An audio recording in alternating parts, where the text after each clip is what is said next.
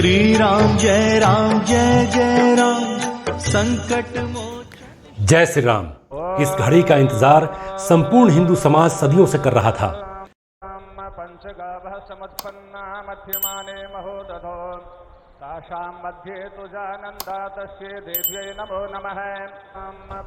मंत्रोच्चार के बीच प्रधानमंत्री नरेंद्र मोदी ने 40 किलो के चांदी के ईंट को स्थापित किया तो समस्त भारत ने एक नए युग में प्रवेश किया। इस नए युग ने बाबरी मस्जिद निर्माण के बाद 493 सालों का इंतजार किया। तो मैं आपको ले चलता हूं राम मंदिर के ध्वस्त होने से लेकर राम मंदिर निर्माण तक की धार्मिक, सांस्कृतिक और राजनीतिक यात्रा पर। इस यात्रा की शुरुआत होती है 1527 से, जब बाबर के सेनापति मीर बाकी ने रामकोटी पर स्थित मंदिर को ध्वस्त कर बाबरी मस्जिद का निर्माण किया था। लेकिन इस यात्रा की नींव तो उसी वक्त पड़ गई थी जब 711 ईस्वी में मोहम्मद बिन कासिम ने भारत के पश्चिमोत्तर में आक्रमण किया था।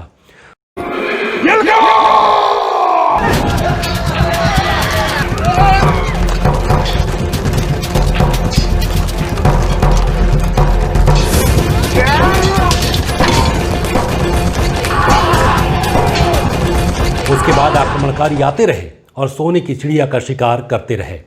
पहले उनकी नजर सोने, चांदी और जवाहरात पर थी। वो आते, लूटपाट मचाते और लौट जाते। लेकिन धीरे धीरे उनमें यही रह जाने की प्रवृत्ति भी घर करने लगी और मोहम्मद गौरी ने दिल्ली सल्तनत की स्थापना का मार्ग प्रशस्त किया। सभी आक्रमणकारियों ने लूटपाट मचाई और भारत की संस्कृति को तहस नहस करने की कोशिश की। मंदिरों पर हमला इसी उद्देश्य के साथ किया गया। हमलावर मानसिकता ये स्थापित करना चाहती थी कि धर्म मार्ग पर चलने वाले देश में अगर मंदिरों को गिरा दिया जाए तो धर्म विहीन समाज पर शासन करना आसान होगा और उनका धर्म परिवर्तन करना भी आसान हो जाएगा। कई इलाकों में भारी तादाद में धर्म परिवर्तन भी हुए। तो इसी कड़ी में राम जन्मभूमि मंदिर को गिराकर मस्जिद का निर्माण किया गया। लेकिन सदियों से राम के आदर्शों पर चलने वाला देश भला कब तक इस अत्याचार को सहन करता। अयोध्या भी इससे अछूती नहीं रही और राम जन्मभूमि मुक्ति का प्रयास चलता रहा। 1853 में पहली बार हिंदू समाज ने इसे मुक्त कराने की पहली कोशिश की। उस वक्त अवध में वाजिद अली शाह का शासन था। उसके बाद 1883, 1885 और 1934 में इसके लिए भीषण संघर्ष हुआ। इसके बाद 1949 में एक बार फिर से साधुओं, सन्यासियों ने मंदिर में प्रवेश की कोशिश की, लेकिन सरकार ने इस कोशिश को नाकाम कर दिया और राम जन्मभूमि पर ताला जड़ दिया गया। इसके बाद 1984 में विश्व हिंदू परिषद ने ताला खुलवाने के लिए एक बार फिर से कोशिश की। इसी वक्त एक पूर्णतया धार्मिक मामले में राजनीति ने प्रवेश किया। उस वक्त राजीव गांधी की सरकार थी। हिंदू वोट बैंक का हिसाब किताब लगाकर राम जन्मभूमि पर लगे ताले को उन्होंने खोलने का आदेश दे दिया। इसके बाद 9 नवंबर 1989 को विश्व हिंदू परिषद ने राम मंदिर का शिलान्यास कर दिया। उस वक्त भी केंद्र में राजीव गांधी की ही सरकार थी, जो कश्मीर, श्रीलंका में सेना भेजने, बोफोर्स खरीद घोटाले में लगे आरोपों और शाहबानो मामलों की वजह से चौतरफा हमले झेल रही थी। राजीव गांधी ने हिंदू मानसिकता को अपनी तरफ करने और इन मुद्दों से ध्यान हटाने के लिए विश्व हिंदू परिषद को शिलान्यास करने की अनुमति दे दी। लेकिन इसी साल हुए चुनाव में राम जन्मभूमि के मुद्दे पर बाजी मारी बीजेपी ने। बीजेपी 2 सीटों से छलांग लगाकर 89 पर पहुंच गई। इससे उत्साहित होकर लाल कृष्ण आडवाणी ने 25 सितंबर 1990 को सोमनाथ से रथ यात्रा की शुरुआत की। ये यात्रा 2 मायनों में बहुत ही महत्वपूर्ण साबित हुई। इसने आगे चलकर राम मंदिर का मार्ग प्रशस्त किया तो देश के एक भावी प्रधानमंत्री को भी तय कर दिया। लेकिन अगले ही महीने यानी 30 अक्टूबर 1990 को मुलायम सिंह यादव की सरकार और कार सेवकों में भिड़ंत हो गई। लाखों साधु संत अयोध्या कूच कर रहे थे। हालात बेकाबू होने लगे तो पुलिस ने भीड़ पर गोलियां चलाई। इसमें 5 लोगों की मौत हो गई। इन्हीं परिस्थितियों में 6 नवंबर 1992 को लाखों साधु संत और कार सेवक अयोध्या में इकट्ठा हुए। हालांकि विश्व हिंदू परिषद ने केंद्र सरकार को आश्वासन दिया था कि मस्जिद को नुकसान नहीं पहुंचाया जाएगा, लेकिन कार सेवकों ने मस्जिद को गिरा दिया।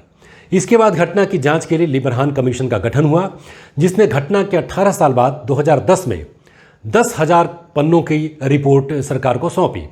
इस मामले में अभी भी अदालत में सुनवाई जारी है। राम जन्मभूमि बाबरी मस्जिद विवाद पर अदालत में भी लड़ाई चल रही थी और साल 2002 में इलाहाबाद हाई कोर्ट ने आर्कियोलॉजिकल सर्वे ऑफ इंडिया को विवादित स्थल की खुदाई करने का आदेश दिया।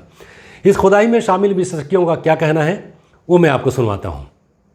मंदिर होने के वहां एक नहीं 3 स्तर पर 3 मंदिर होने के स्पष्ट प्रमाण मिले। पहला मंदिर जो उत्खनन में प्राप्त हुआ वो एक सर्कुलर शिवा श्राइन या गोलाकार शिव मंदिर था, जो हमको सबसे नीची सतह में मिला। और जो कार्बन 14 डेट होती है, जो जिसका परीक्षण Birbal Sahni institute of palaeobotany Lucknow से कराया गया, उसमें 9वीं शताब्दी का वो मंदिर था। शिव श्राइन के बाद दूसरा जो मंदिर बना, दूसरे मंदिर की दीवार बहुत चौड़ी थी, उसका अब वो चूने से प्लास्टर किया हुआ था और उसके अपना अलग फ्लोर लेवल था। और वो चूने के प्लास्टर बाद के जो दीवारें बनी उसके अंदर से जाता है।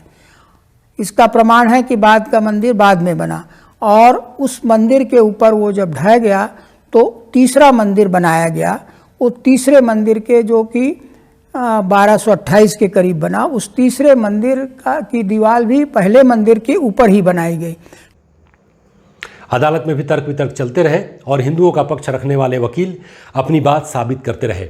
सबसे खास बात यह रही कि अदालत ने इस मामले में पूरी पारदर्शिता बरती और सभी पक्षों की दलीलों को सुना और उनकी आपत्तियों पर कार्रवाई की। प्रारंभ से ही एक मुसलमान और 2 हिंदू जजों, 3 जजेस की पूर्णपीठ, विशेष पूर्णपीठ बनी हुई है। तो उसमें यह भी रखा गया कि जो पुरातत्ववेत्ता है उसमें भी यह अनुपात रहेगा कि हिंदू और मुसलमान दोनों का अनुपात बना रहा है। यहाँ तक कि मुस्लिम पक्ष की ओर से, जो कि अप्रत्याशित थी, एक स्टेज पे एक दरखास्त आई कि साहब मुसलमान मजदूर कम मिल रहे हैं। तो न्यायालय ने फिर आदेश किया कि भाई मुसलमान मजदूरों की संख्या बढ़ाई जाए और मुसलमान और हिंदुओं दोनों का इस हिसाब से अनुपात रखा जाए कि एक ट्रांसपेरेंसी मेंटेन रखे। इलाहाबाद हाई कोर्ट ने 2010 में फैसला सुनाया और विवादित जमीन को 3 हिस्सों में बांट दिया। 1/3 हिस्सा रामलला विराजमान के हिस्से में आई, जबकि 1/3 का मालिक बना सुन्नी वक्फ बोर्ड और बाकी 1/3 हिस्सा निर्मोही अखाड़े को दे दिया गया। इस फैसले से न तो वीएचपी खुश थी, न ही सुन्नी वक्फ बोर्ड और न ही निर्मोही अखाड़ा। मामला सुप्रीम कोर्ट पहुंचा और मई 2011 में सुप्रीम कोर्ट ने इलाहाबाद हाई कोर्ट के फैसले पर रोक लगा दी। इसी बीच 2014 में नरेंद्र मोदी की सरकार सत्ता में आई। राम भक्तों को उम्मीद जगी कि अब मंदिर निर्माण जल्दी ही हो जाएगा, लेकिन मामला लंबा खींचता रहा। आखिरकार 9 नवंबर 2019 को 5 जजों वाली सुप्रीम कोर्ट की बेंच ने रामलला के पक्ष में फैसला सुना दिया। इसी फैसले के आलोक में केंद्र सरकार ने 5 फरवरी 2020 को एक ट्रस्ट का निर्माण किया, जिसका नाम रखा गया श्री राम जन्मभूमि तीर्थ क्षेत्र ट्रस्ट। इस ट्रस्ट को मंदिर निर्माण से संबंधित सभी फैसले लेने का अधिकार दे दिया गया और आखिरकार 5 सदियों से देखा जा रहा सपना साकार हो गया।